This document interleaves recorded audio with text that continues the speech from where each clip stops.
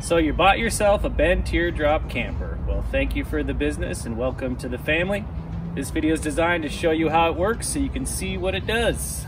First things first, the back hatch. Horizontal here is in the closed position. It's latched. To lock it, there's little numbers on the lock itself. If they're upright, that means it's unlocked. All you do is pop the little corresponding key with the same numbers on it into the lock, like so. Spin it around, and that's locked. So if the numbers are upside down, that's locked. Can't unlock it. And if the numbers are right side up, that's unlocked.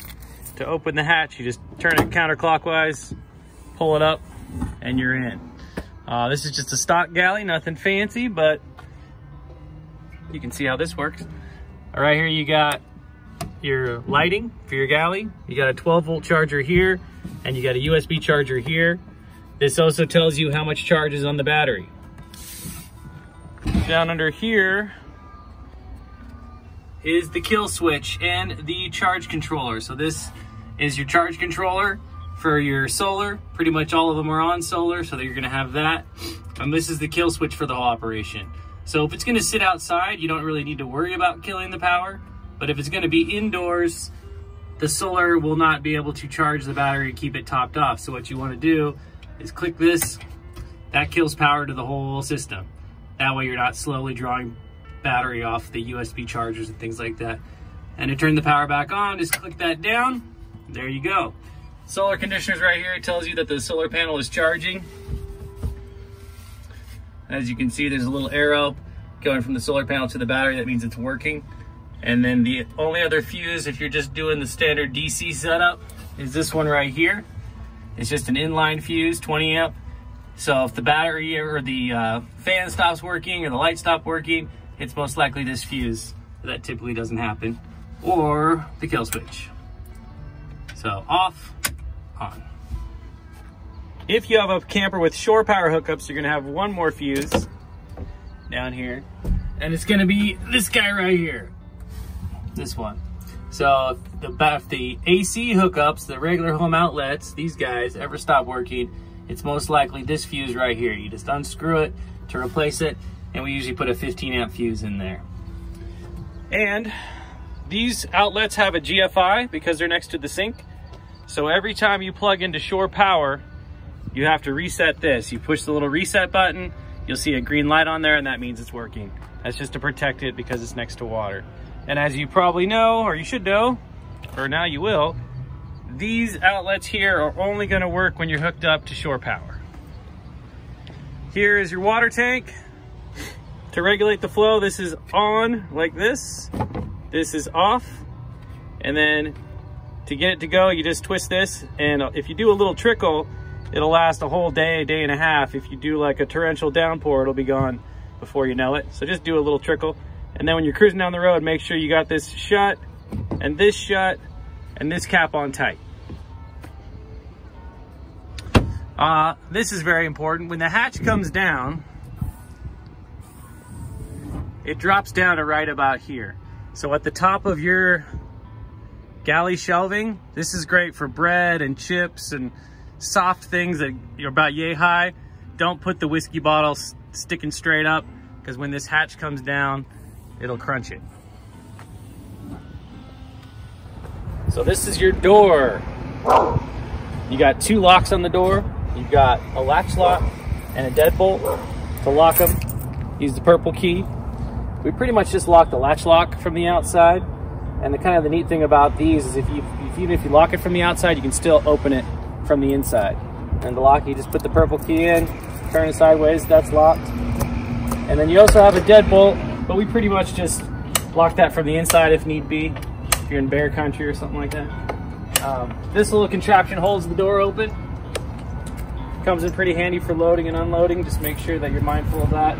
You know, just rip it off. You need to close the door, you pull this down, pop it out.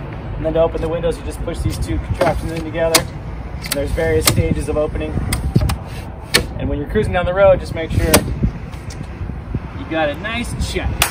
And then the first 100 times or so you shut it, you gotta usually give it a little bit of English just because the seals are all brand new, and over time that'll compress. That's your door. These are your lights. In the 6x12, we give you a porch light on either side. So the switch in the middle is for the interior lights. The switch on that side is for the porch lights on this side. And the switch on this side is for the porch lights on that side. You've got, this guy has a 12 volt and a USB. So this, you can use those to charge inside the cabin. 12 volt, the advantage of that is it has a little more amperage than the USB. So you can do a little more, a couple extra things on there.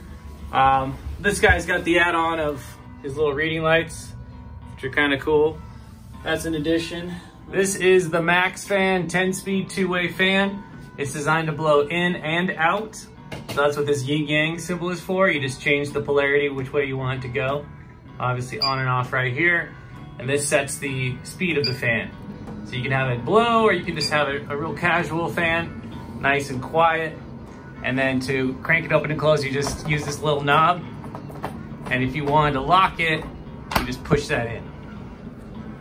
So here's your tongue jack. This is for front to back leveling. To pop it onto the hitch, all you do is get it on the hitch and pull this tab. The whole jack spins to the side.